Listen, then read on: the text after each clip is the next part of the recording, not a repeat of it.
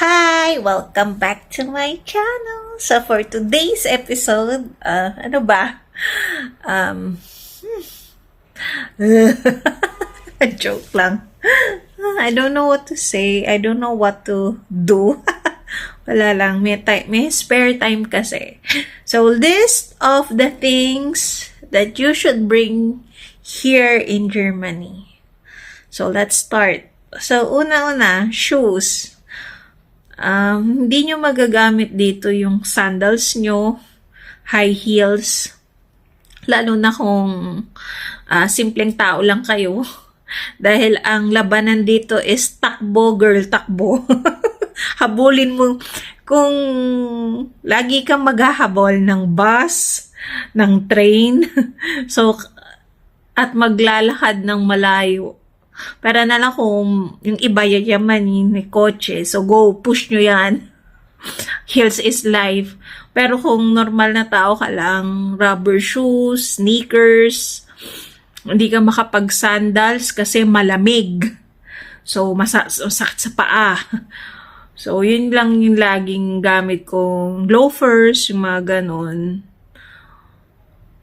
Yun na yung pinakamaswerteng magagamit ninyo. So, yun ang una. Shoes. Kasi sa totoo lang, hindi ako nakapaghanda. 1 week lang yung preparation ko bago pumunta na dito sa Germany.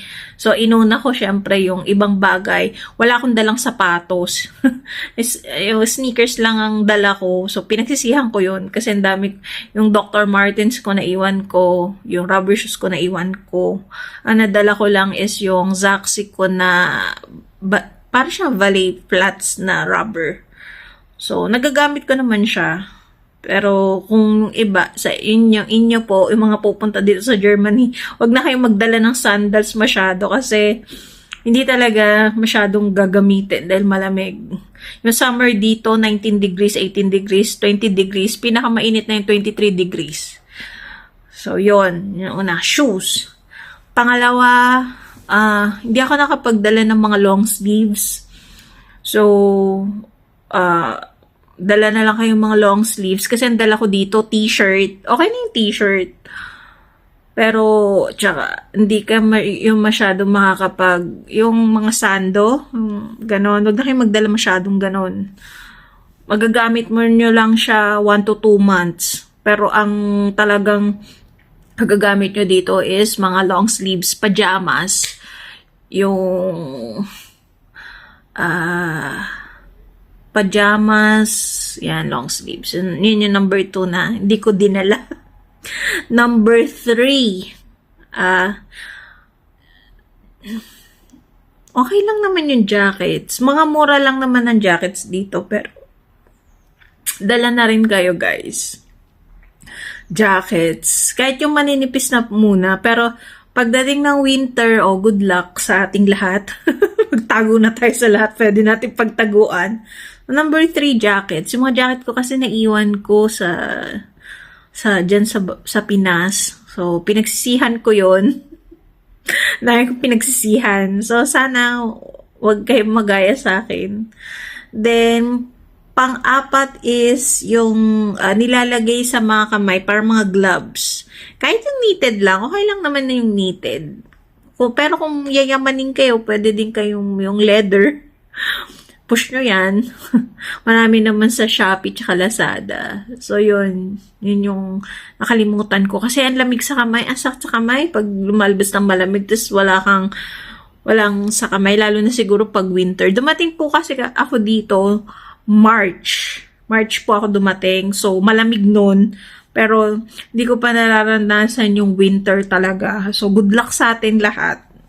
Sa mga pupunta ng taglamig dito. Good luck. Kasi ako nung March pa lang, parang na-trauma ako sa lamig.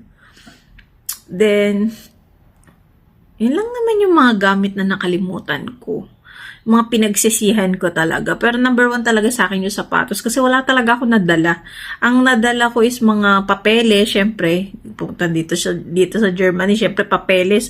Dahil wala ka nang babalikan sa Pilipinas na papeles. Yun ang mga nadala ko. Mga notebooks ko. Konting damit. Konting damit lang. So, okay naman ang buhay ng minimalist dito. Talagang ipon is life kasi mahirap nga. Lalo na nagtaas na nag-inflation din ng Germany sa pagkain. Dati, 50 euro, ang dami na ngayon, 50 euro. Konti na lang yung mabibili mo. Hindi naman konting-konti, pero compared mo sa before na 1 to 2 years before na talaga marami ka pa mabibili. So, yun. Medyo may kamahalan ng mga damit dito kung bibili kang brand new. Mga 20 to 30 euro.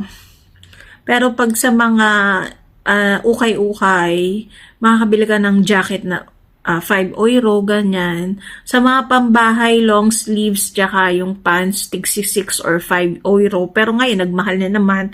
So, 10 euro partner na siya. So, yun lang mga tips. Sorry, ngayon na lang din ako nakapag-video. Pero walang time. Siyempre, nag-a-adjust pa ako dito sa Germany. So, magfo 4 months pa lang ako, ongoing. July 22, 4 months na ako dito sa Germany. So, medyo naka-adjust na ng konti. So, that's it. Ayoko nang pahabain. So, replay lang tayo, summarize. Sana huwag nyo makalimutan yung shoes nyo. Huwag na kayo magdalang sandals and high heels. Para na lang kung may kotse kayo dito sa Germany. Number 2, yung mga long sleeves, third is jackets, and fourth is yung mga gloves for